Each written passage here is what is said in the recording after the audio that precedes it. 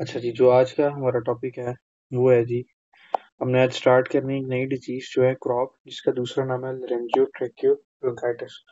अच्छा, सबसे पहले इसमें ना आपको नॉर्मल एनाटॉमी का पता होना चाहिए। एनाटॉमी में होता क्या है, क्या क्या चीजें हम इसमें देख सकते हैं, ठीक है, क्या क्या इसमें कॉमन है और किस किस चीज पे हमने फोकस करना है। ठीक है, सबसे पहले मैं अगर इसको रिमूव कर लूँ, फिर हम स्टार्ट करते हैं।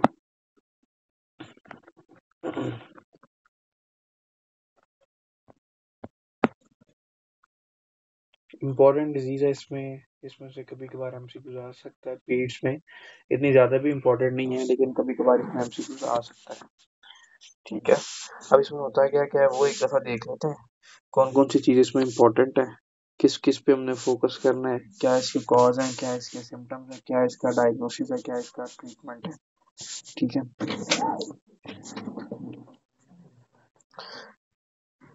इसमें सबसे इम्पोर्टेंट, इसकी सबसे पहले सुपरफिशियली एनाटॉमी करेंगे, मतलब इतनी डिटेल में नहीं जाएंगे, लेकिन जो जो चीज़ इंपॉर्टेंट है वो हम इसमें फोकस करेंगे। अच्छा, सबसे पहले मैं आपको ना इसका एक स्ट्रक्चर बना के ना सुपरफिशियली सिर्फ समझाने के लिए बना देता हूँ। ये देखें, ये एरिया इसका कौन सा है, ये सब ग्लॉटिस है, सुप्रा ग्लॉटिस है, ये इसका ग्लॉटिस है, ये इसका सब ग्लॉटिस है। ठीक है, यहाँ से ये देखें, ये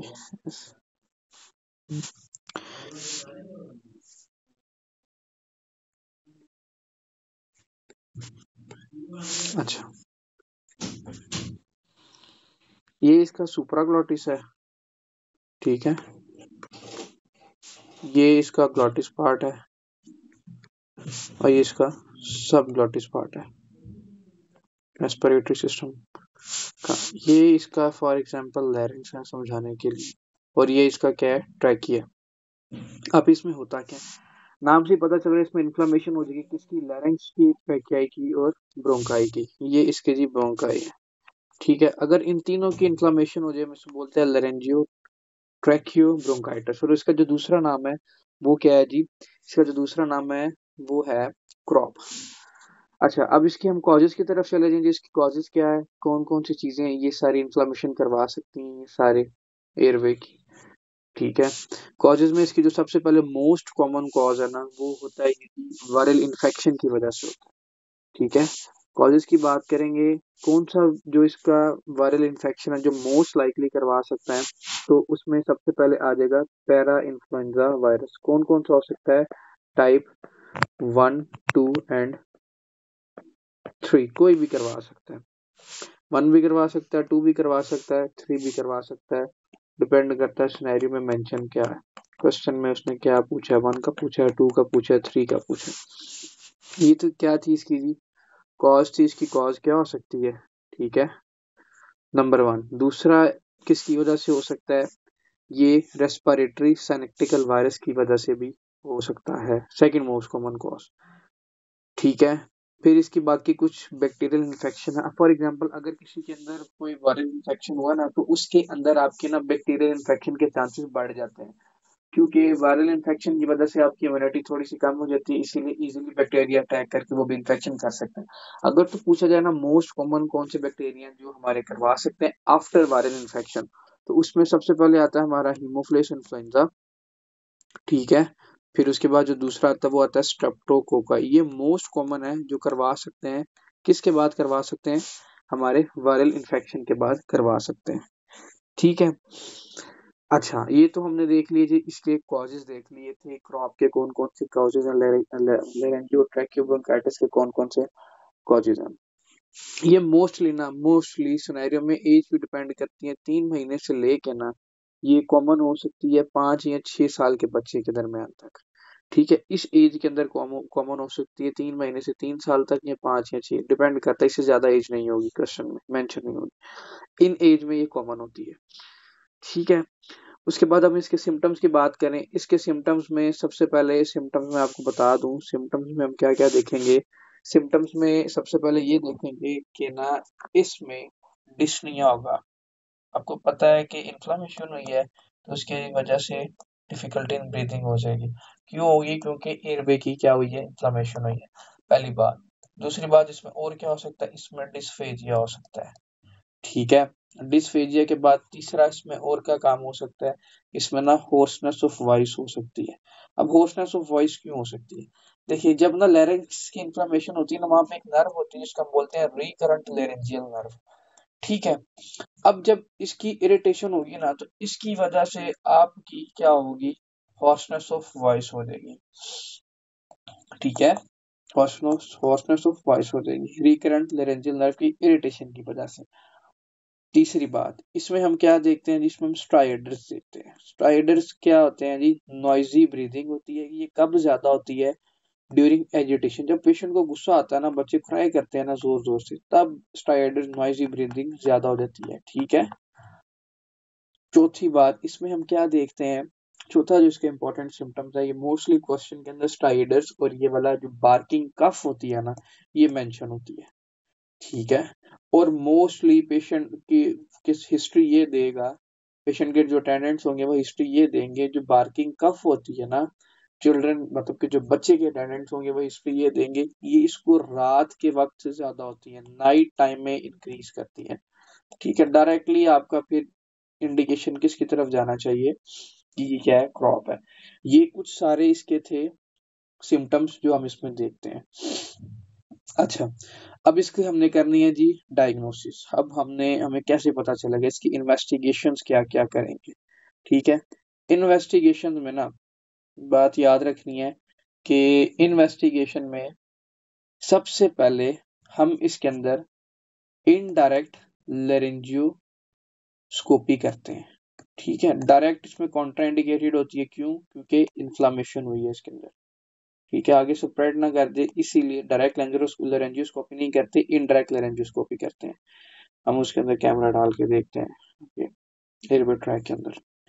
दूसरी बात, इसमें और हम क्या कर सकते हैं, और इसमें हम कल्चर कर सकते हैं, कल्चर सेंसिटिविटी। वो हम देखते हैं जिसमें कौन सा पैथोजन है, कौन सा माइक्रो ऑर्गेनिज्म है जो वहाँ पे क्या करवा रहा है, इन्फ्लेमेशन करवा रहा है। फॉर एग्जांपल वो एच इन्फ्लुएंजा हो सकता है, वो स्ट्रेप्टोकोकाई हो सकता है, वो पैरा इन्फ्लुएंजा हो सकता है, कुछ भी हो सकता है, वो हमें बताएगा इसके बारे में। ठीक है। इसीलिए हम क्या करते हैं जी, इसमें कल्चर करते हैं। थर्ड बात, थर्ड इंपॉर्टेंट टेस्ट इसमें हम करते हैं एक्सरे। एक्सरे के अंदर ना हमें क्या नजर आता है, स्टीपल साइन नजर आता है। अब स्टीपल साइन क्या होता है, स्टीपल साइन बेसिकली आपकी जब इन्फ्लामेशन हो जाती है ना, किसकी, लैरिंक्स ट्रैकिया ब्रोंकाई की, जो नैरोइंग हो जाती है, हमें वो बताता है। मैं आपको भी ऊपर डायग्राम में स्टीपल साइन दिखाता भी हूँ किस तरह का होता है। ठीक है। अब इसके ट्रीटमेंट पे चले जाते हैं। ट्रीटमेंट हमें डिपेंड करता है कि पेशेंट की कॉज क्या है, कल्चर रिजल्ट पे डिपेंड करता है। फॉर एग्जांपल पेशेंट को अगर है जी एंटीवायरल है, तो हम उसमें देंगे ए साइक्लोविर देंगे पैराइन्फ्लुएंजा वायरस के केस में। ठीक है। अगर तो उसका स्ट्रेप्टोकोकाई है, तो फिर हम प्रेफर करेंगे, हम मॉक्सिसिलिन देंगे उसके अंदर। ठीक है। आईवी फ्लूइड्स भी उसको देंगे, हॉस्पिटलाइज करेंगे, ह्यूमिडिफाइड एयर भी देंगे, स्टीरॉइड भी देंगे, डेक्सामेथासोन देंगे, एपिनेफ्रिन वगैरह भी इसमें देंगे। ठीक है। ये था सुपरफिशियली ओवरव्यू इसका, मतलब कि जो चीजें आपको पता होनी चाहिए। बाकी हम इसमें बात कर लेते हैं कि क्या चीजें इसमें इंपॉर्टेंट है, कुछ चीज इसमें नई उसने लिखी है तो वो भी पढ़ लेते हैं। Croup an acute viral inflammatory disease of the larynx primarily within the subglottic space, यहाँ से। ठीक है, subglottic space। Pathogen include the parainfluenza virus type 1, most common होती है, टाइप 2 एंड टाइप 3 भी हो सकती है, रेस्पिरेटरी सेनेक्टिकल वायरस भी हो सकती है और इन्फ्लुएंजा वायरस भी हो सकता है, और साथ में adeno virus. Bacterial super infection में प्रोग्रेसिव ट्रैकियाइटिस, बैक्टीरियल इन्फेक्शन आपको पता है, जब मैंने आपको बताया कि इम्यूनिटी कम होती है तो बैक्टीरिया अटैक करेगा और उसकी वजह से ट्रैकियाइटिस, इन्फ्लेमेशन ऑफ ट्रैकिया भी हो सकता है। अच्छा, अब पेशेंट की एग्जामिनेशन क्या होगी, फिजिकल एग्जामिनेशन। फिजिकल एग्जामिनेशन में सबसे पहले पेशेंट को अपर रेस्पिरेटरी ट्रैक इन्फेक्शन होगा, उसकी वजह से लो ग्रेड फीवर तो मस्ट होगा। जब भी आपके इन्फेक्शन इन्फ्लेमेशन होती है तो फीवर तो होता ही होता है। साथ में इसको डिस्निया भी होगा, डिस्फेजिया भी होगा, स्ट्राइडर्स भी होंगे। वही मैंने आपको जो बताया है कि डेड पर्सन में एजिटेशन, उससे के साथ पेशेंट जब क्राई करता है, चिल्ड्रन क्राई करता है, तो जो उसकी नॉइजी ब्रीदिंग है वो बढ़ जाती है।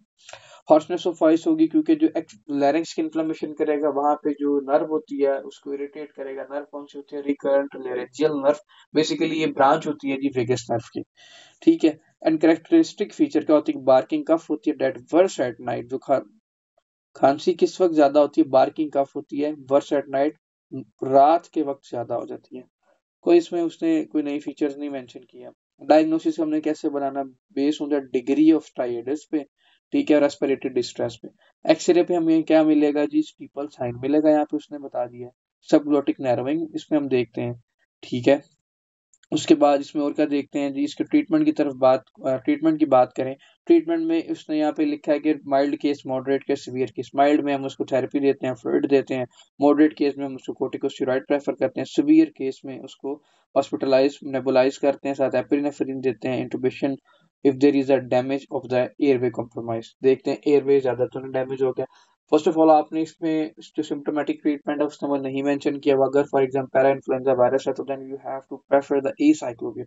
if there is any kind of the bacterial infection you have to see in this, then you should go for the amoxicillin antibacterial drugs। ठीक है, ये तो कुछ थे सिम्टोमेटिक ट्रीटमेंट्स। अब इसको बाकियों से डिफरेंशिएट कर देते हैं। इसमें जो इसने मेंशन किया हुआ किस एज के अंदर ये कॉमन होता है, मोस्ट लाइकली ये 3 मंथ से लेके 3 साल के बच्चे के अंदर कॉमन होता है। ठीक है, बच्चों के अंदर इसके चांसेस 78% होते हैं। ठीक है, पैथोजन इसमें कौन सा मोस्ट लाइकली इन्वॉल्व होता है, पैरा इन्फ्लुएंजा वायरस इन्वॉल्व होता है। ठीक है, ऑन साइड इसका कितनी देर तक ये डिजीज रहती है, 1 से 7 दिन तक रहती है। आपको पता है जो वायरल इन्फेक्शन होता है वो ज्यादा देर नहीं रहता, अपना फेज पूरा करता है, कंप्लीट करता है और फिर खुद ही फिनिश हो जाता है हमारी इम्यूनिटी के जरिए। फीवर इसमें होता है जी, लो ग्रेड फीवर होता है। एसोसिएटेड सिम्टम्स इसमें और कौन कौन से हो सकते हैं, बार्किंग कफ हो सकती है, इंस्पिरेटरी स्टाइडस हो सकती है और होर्सनेस ऑफ वॉइस हो सकती है। पोजीशंस प्रेफरेंस कुछ भी नहीं है इसमें, कि मतलब फॉर एग्जांपल वो लेफ्ट साइड पे होता है तो ज्यादा पेन होती है, जब राइट पे होता है तो कोई इसमें ऐसा जिसने बात नहीं मेंशन की हुई। एपिनेफ्रीन को वो रिस्पॉन्स करता है जी, करते हैं, स्ट्राइडर इंप्रूव हो जाते हैं एपिनेफ्रीन देने की वजह से। ठीक है, क्योंकि वो वैसोकंस्ट्रिक्शन करता है ना, तो इसलिए जो स्ट्राइडर होते हैं, नॉइजी ब्रीदिंग होती है, वो थोड़ी सी रिलीफ हो जाती है। एक्सरे पे क्या देखते हैं, एंटीरियर पोस्टीरियर एक्सरे करता है, उसमें हम क्या देखते हैं जी, स्टीपल साइन देखते हैं। ठीक है, जब हम बाकी डिजीज पढ़ेंगे, एपिग्लोटाइटिस या ट्राइकाइटिस, जब वो पढ़ेंगे फिर इसको इन दोनों को डिफरेंशिएट करवाऊंगा एक दूसरे से, वहां पे आपको मजीद फर्दर समझ में आ जाएगी। ये छोटा सा इंपॉर्टेंट टॉपिक था। अब इसमें पेशेंट आ कैसे सकता है, कि वो कहेंगे जी एक फॉर एग्जाम्पल 2 साल का बच्चा है, ठीक है, उसको सांस लेने में मसला होता है, फीडिंग करने में मसला होता है, ठीक है, साथ उसको ये है कि उसको बुखार भी है। वो कहेंगे जी इसको क्या होता है जी, जब ये सांस लेता है ना तो हमें इसकी सांस की आवाज आती है, ऐसे जैसे सीटी की आवाज नहीं आती।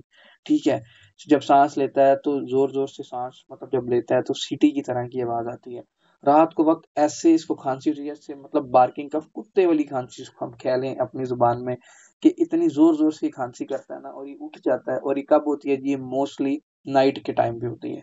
बताएं जी इसकी क्या डायग्नोसिस, क्या है कि डिजीज कौन सी है ये बताएं, और इसमें हम क्या डायग्नोसिस करेंगे, एक्सरे पे क्या साइन देखेंगे। डिजीज का पूछेंगे तो आपने क्रॉप का बताना है, डायग्नोसिस का पूछेंगे आपने जी स्टीपल साइन बताना है, इसमें ट्रीटमेंट का पूछेंगे डिपेंड अपॉन द कॉस्ट। ये एक छोटा इंपॉर्टेंट टॉपिक था, इसको एक दफा जरूर देख लीजिएगा।